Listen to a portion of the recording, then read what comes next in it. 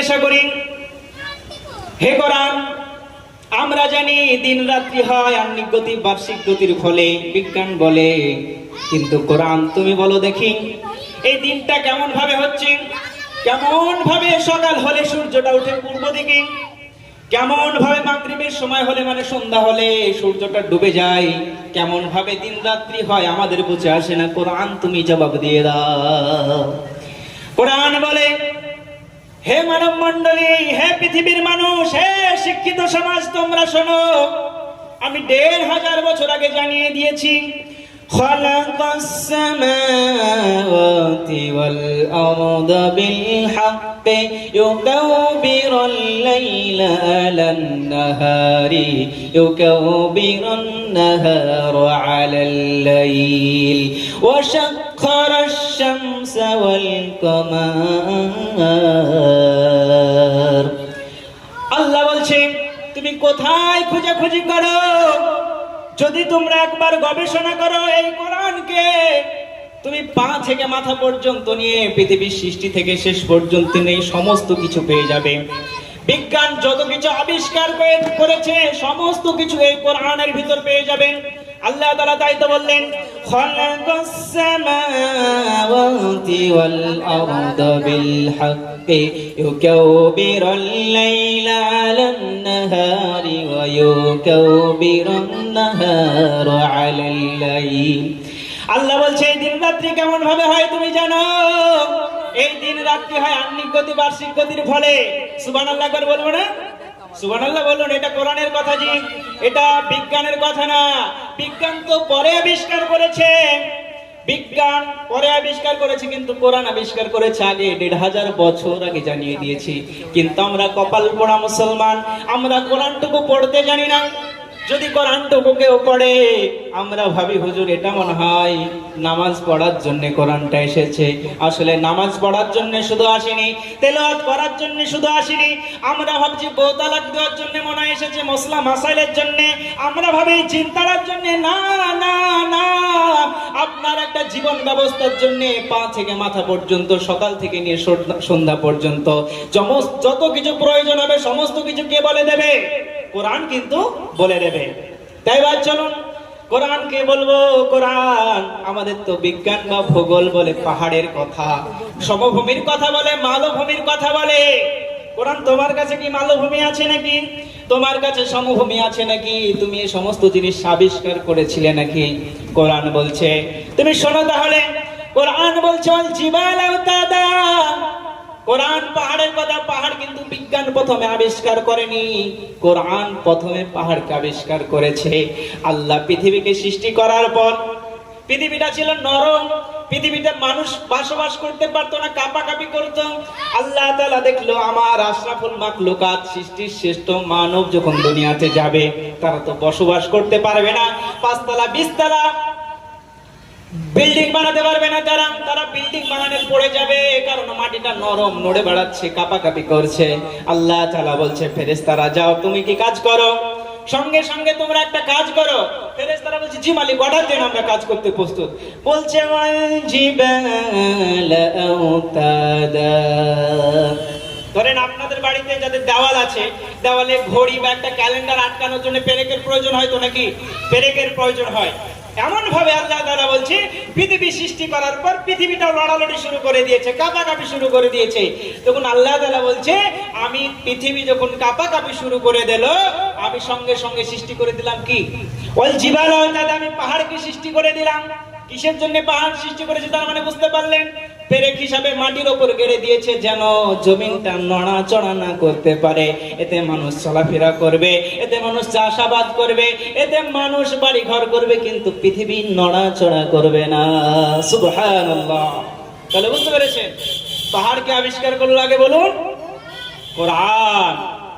এবার যদি আমরা বলি হ্যাঁ হুজুর আপনি এতক্ষণ থেকে বলছেন পাহাড়ের কথা আছে, এই যে কিছুদিন আগে ভূমিকম্প হয়ে গেল, কয়েকদিন আগে শুনেছেন ভূমিকম্পের কথা? শুনেছেন মনে হয়। কিন্তু বলুন তো হুজুর এই ভূমিকম্প কি আল্লাহ আবিষ্কার করেছেন নাকি আগে? কোরআন কি জানে? আমাদের তো বড় বড় কিতাবে বিজ্ঞানে পেয়েছি, ভূগোলে পেয়েছি ভূমিকম্পের কথা, কিন্তু কোরআনে কোথাও ভূমিকম্পের কথা আছে নাকি?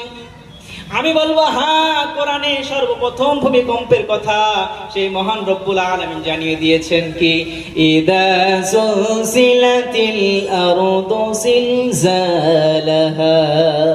সুবহানাল্লাহ, আল্লাহ ভূমিকম্পের কথা বলেছে।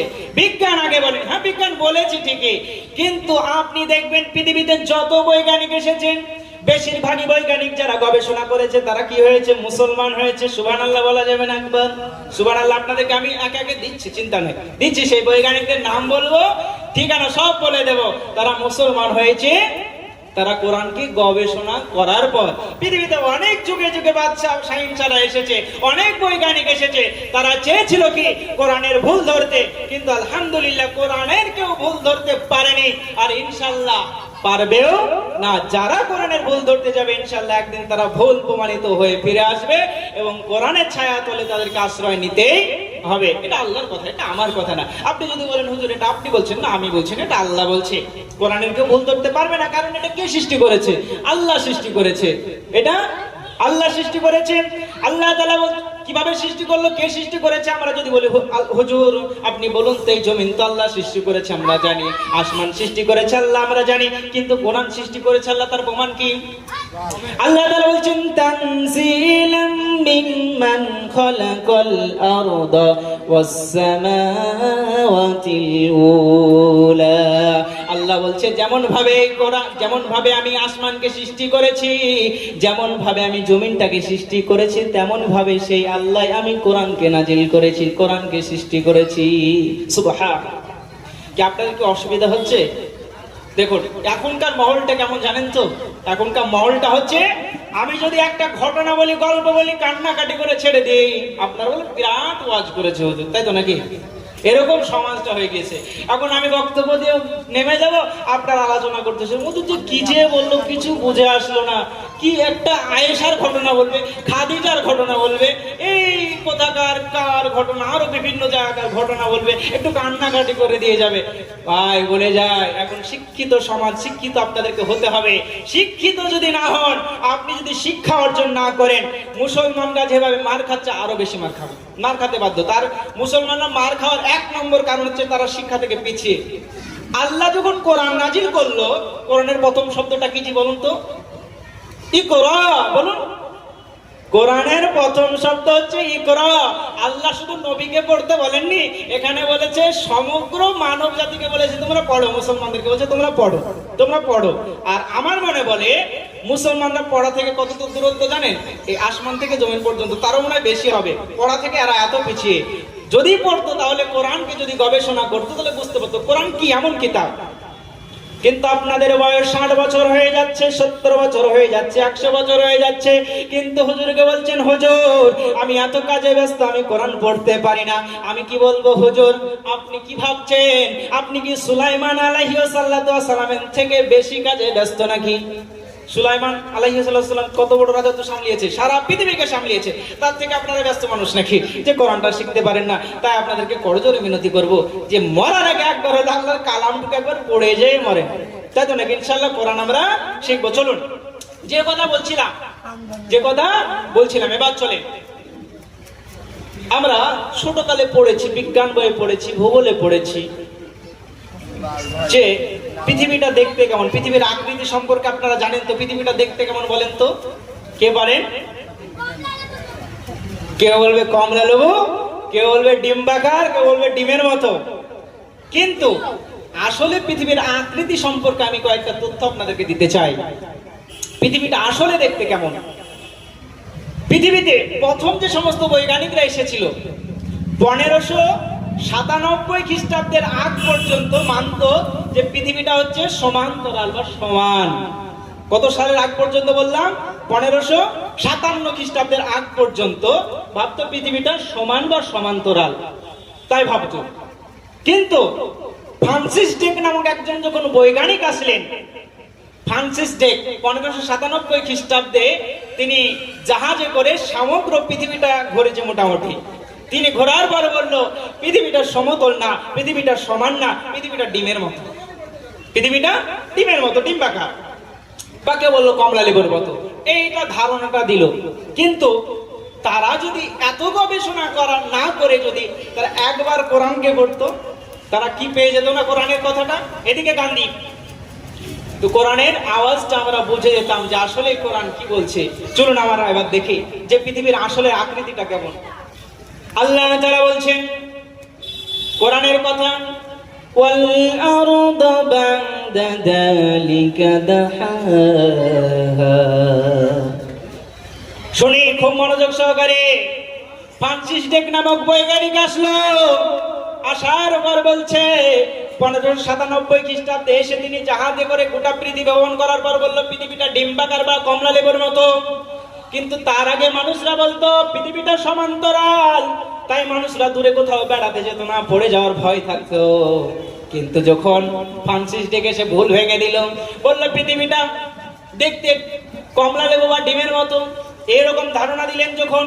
কিন্তু আমি বলি আপনারা চলুন, ফ্রান্সিস ডেক তো 1597 খ্রিস্টাব্দে, তো সেই দিন না, অনেকদিন হয়ে গেল, তো 1597 খ্রিস্টাব্দ। কিন্তু রাসূল সাল্লাল্লাহু আলাইহি ওয়াসাল্লাম জানিয়ে দিয়েছেন, আল্লাহ তাআলা জানিয়ে দিয়েছেন কোরআন পাকের মধ্যে, সূরা নাজিয়ার মধ্যে আল্লাহ তাআলা বলছেন ওয়াল আরদা বা'দা যালিকা দাহাহা। আল্লাহ তাআলা বলছে এই যে পৃথিবীটাকে আমি সৃষ্টি করেছি, এই পৃথিবীটাকে আমি কমলা লেবুর মতো সৃষ্টি করিনি, এই পৃথিবীটাকে আমি চ্যাপ্টার সৃষ্টি করিনি, এই পৃথিবীটাকে আমি ডিমের মতো সৃষ্টি করেছি। সুবহানাল্লাহ বলুন একবার। সুবহানাল্লাহ বলা যাবে না? আপনাদের মুখে কি আছে জি? এই তো সুবহানাল্লাহ বলতে হবে, কারণ আল্লাহ তাআলা বলছেন ওয়াল আরদা বা'দা যালিকা দাহাহা। পৃথিবীটা দেখতে কেমন বললাম? ডিমের মতো। এবার আপনারা বলুন হুজুর সেই ডিমটা আসলে কিসের, মুরগির ডিম নাকি, না হাঁসের ডিম, না কবুতরের ডিম, কিসের ডিম? আল্লাহ তাআলা বলছেন ওয়াল আরদা বা'দা যালিকা দাহাহা। সেই ডিমটা হচ্ছে উট পাখির ডিমের মতো। কিসের মতো? উট পাখির ডিমের মতো। তাহলে বুঝতে পারলেন জি ডিমটা আসলে কেমন। এবার চলুন আমরা রাতের বেলায় চাঁদ দেখি না সূর্য দেখি? চাঁদ দেখি। দিনের বেলায় কি দেখি? আসলে আলোটা কার আছে, চাঁদের না সূর্যর? সূর্যের আলো আছে, চাঁদের আলো নাই। এটা আমরা ভূগোলে পড়ি, বিজ্ঞানে পড়ি, আমরা এটা জানি চাঁদের আলো নাই, সূর্যের আলো আছে। কিন্তু এটা আমরা বিজ্ঞান পড়ে জানলাম, ভূগোল পড়ে জানলাম, কিন্তু আমরা কখনো কোরআন পড়ে দেখিনি। আল্লাহ তাআলা কোরআনুল কারীমের মধ্যে জানিয়ে দিয়েছেন, আমি প্রথমেই তেলাওয়াত করেছি, তাবারাকাল্লাযী জাআলা ফিস সামাই বুরুজাও وجعل فيها سراجا وقمرا منيرا। সুবহানাল্লাহ বলি। আল্লাহ তাআলা বলছেন বিজ্ঞানের কথা না, ভূগোলের কথা না। বিজ্ঞান ভূগোল তো পরে আবিষ্কার করলো। বিজ্ঞান বলছে সূর্যের আলো আছে কিন্তু চাঁদের আলো নাই। চাঁদ শুধু আলো নিতে পারে, আলোকিত হয়, কিন্তু সূর্য আলোকিত করে। কি বলছে বিজ্ঞান? বলছে যে ভূগোল বলছে কি চাঁদ আলোকিত হয় আর সূর্য আলোকিত করে, কিন্তু কোরআন বলছেন তাবারাকাল্লাযী জাআলা ফিস সামাই বুরুজাও ওয়া জাআলা ফিহা সিরাজাও ওয়া কামারাম মুনীরা। কোরআন বলছে তুমি যদি আমাকে একবার পড়তে, যদি আমাকে একবার গবেষণা করতে, তাহলে তুমি বুঝতে পারতে আসলে কোনটা সঠিক। ওটা সঠিক কিন্তু পরে আবিষ্কার করেছে। তোমরা যদি ওটার পেছনে না দৌড়িয়ে আমার পেছনে যদি দৌড়াতে, তুমি আখিরাতও পেতে, দুনিয়াও পেতে। তুমি দুনিয়াতে এমন ছুটছো কিন্তু তুমি আখিরাত ভুলে যেও না। আখিরাতে আমি পাকড়াও করব যদি তুমি আমাকে অস্বীকার করো। আল্লাহ বলছে ওয়ালিল্লাযিনা কাফারু বিরাব্বিহিম আযাবু জাহান্নাম ওয়া বিসাল মাসীর। আল্লাহ বলছে বান্দা তুমি যদি আমাকে রব বলে অস্বীকার করো, তোমার জন্য রয়েছে আযাব, জাহান্নামের কঠিন আযাব। আমরা আরেকটা জিনিস পড়ি, ছোটবেলায় পড়েছি আকে চন্দ্র দুয়ে পক্ষ তিনে নেত্র, পড়েছি কিনা? আমরা সকলেই পড়েছি। 9 নবগ্রহ পড়েছি তো আমরা ছোটকালে পড়েছিলাম। 9 নবগ্রহ মানে 9টা গ্রহ, তাই তো নাকি? কিন্তু যদি আমরা জিজ্ঞাসা করি, প্রথমে যে সমস্ত বৈজ্ঞানিক আসে তারা বলেছিল পৃথিবীতে 9টা গ্রহ, তারপর বলেছে 8টা, একটাকে বাদ দিয়ে দিল, তাই তো নাকি? কিন্তু যদি আমরা বলি হে কোরআন তুমি বলো তো আসলে গ্রহের সংখ্যা কয়টি? আমরা তো জানি না, আমরা তো বিভ্রান্ত হয়ে যাচ্ছি। কে বলছে 8টা, কে বলছে 9টা, কে বলছে কাউকে কেটে বাদ দিতে হবে। কিন্তু কোরআন তুমি বলো তো পৃথিবীতে আসলে গ্রহের সংখ্যা কয়টি? কোরআন কি বলবে শুনুন। কোরআন এমন একটা জবাব দিয়ে দেবে যা শুনে আমাদের মাথাটা ঘুরে যাবে। কোরআন বলছে قال يوسف لأبيه يا أبت إني رأيت 11 كوكبا والشمس والقمر ইউসুফ আলাইহিস সালাম কি বলছেন, ও আমার আব্বাজান, ও আমার পিতাজান, আমি দেখলাম 11টা গ্রহ আমাকে সিজদা করছে। সুবহানাল্লাহ। বুঝতে পেরেছেন? তাহলে গ্রহ কটা? জি, কোরআনের কথা সঠিক হবে না, বিজ্ঞানের কথা সঠিক হবে। যদি আজ বিজ্ঞান ভুল থাকে, কিন্তু বিজ্ঞান একদিন সঠিক হবেই হবে যদি তারা কোরআন গবেষণা করে। বুঝতে পেরেছেন? তাহলে ইনশাআল্লাহ আমরা বিজ্ঞান পড়বো না তা বলি না, বিজ্ঞান পড়তে হবে, অবশ্যই বিজ্ঞান পড়বো। তার পাশাপাশি আমাদেরকে যেটা করতে হবে, কোরআন পড়তে হবে। কারণ রাসূল সাল্লাল্লাহু আলাইহি ওয়াসাল্লাম বলেছেন, তলাবুল ইলমি ফরিদাতুন আলা কুল্লি মুসলিমিন ওয়াল মুসলিমা। ইলম শিক্ষা করা প্রত্যেক নর এবং নারী মুসলিমদের জন্য কি ফরজ, তাই আমাদেরকে শিখতে হবে। আপনারা ভুল ভেবেন না যে হুজুর তাহলে কি আপনার মতো মৌলবি হতে হবে নাকি আপনার মতো হুজুর হতে হবে নাকি? না না না না না, আমার মতো মৌলবি হওয়া লাগবে না, আমার মতো হুজুর হওয়া লাগবে না, আমার মতো পাগড়ি দিতে হবে এমনটা নয়। আপনাকে ততটা শিখতে হবে যতটা শিখা ইসলামে জরুরি। হালাল হারামটা শিখতে হবে, নামাজটা আপনাকে শিখতে হবে, রোজাটা আপনাকে জানতে হবে, কেমন ভাবে রোজাটা রাখতে হবে, কি কি কারণে রোজা ভঙ্গ হয়ে যায়, এগুলো না শিখলে নয়। এগুলা যদি না শিখেন তাহলে আপনি কেমন ভাবে মুসলমান? বুঝতে পেরেছেন? তাহলে